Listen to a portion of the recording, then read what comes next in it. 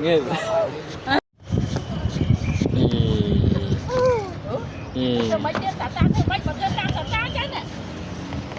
Nó một cái hạt pran.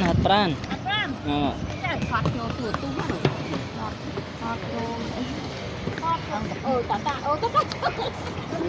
quạt thông cái xạ thông ấy.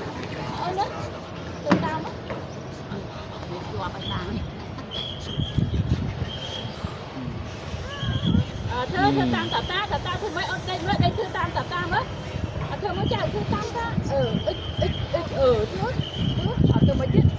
thưa mấy chết chết lực chưa mấy lực này mấy chết thưa mấy chết chết mới thưa mới thưa mấy chết chạy thưa mới đâu chạy thưa bên ta thưa chết chạy thưa chết thưa mới ta bao tay mấy bao tay mấy nữa mới tôi mới cái tôi mới cô chân thế tôi chẳng ta tôi chẳng ông tôi chẳng mặt cái la ông phải cái la tam mà nó tôi mà đó tôi mới chết mới chạy trên tay mới chạy chưa cần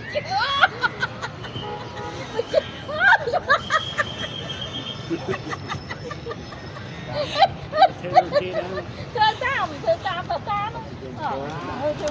mà điên là hứa bán nó trái với nhơi thưa tam không có rồi tăng ngơ tôi mới chết trái tôi mới chết Ngư với nhờ. tôi mới chết trái tôi mới chết ô kẹp Ngư tăng ngơ bơi Ngư. chồng nói thưa mới chết hả thưa mới chết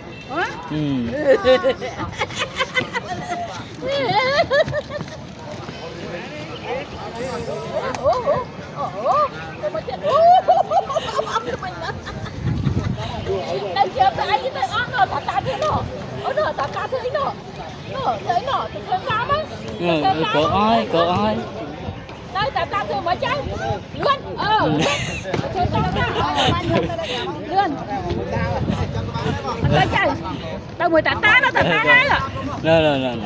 nó ta hai chạy nó ta hai chạy rồi ta thương rồi nó ta hai ốm rồi tao mấy nữa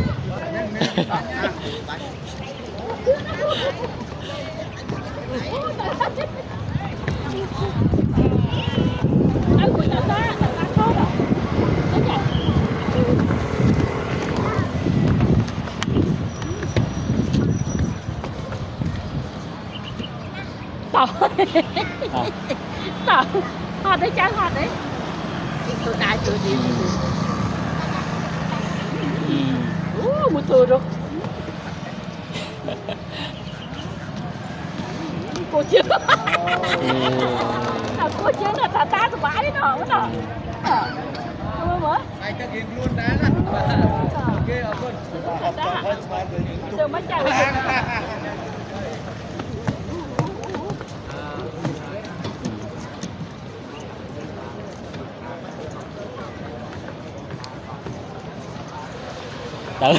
cái thôi cái đó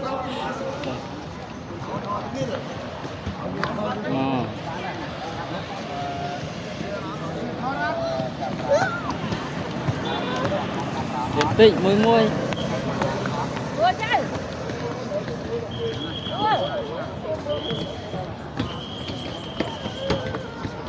ủa chạy quay chưa môi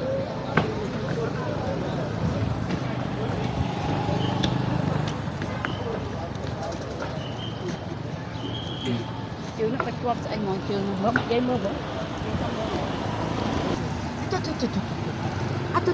nó vẽ trên mặt mau để mặt rồi nữa mặt ông được bên một ta hai nữa ta kỳ nãy cho mấy người hai nữa hot đây nè hot đây nè thì là ông hot đây nè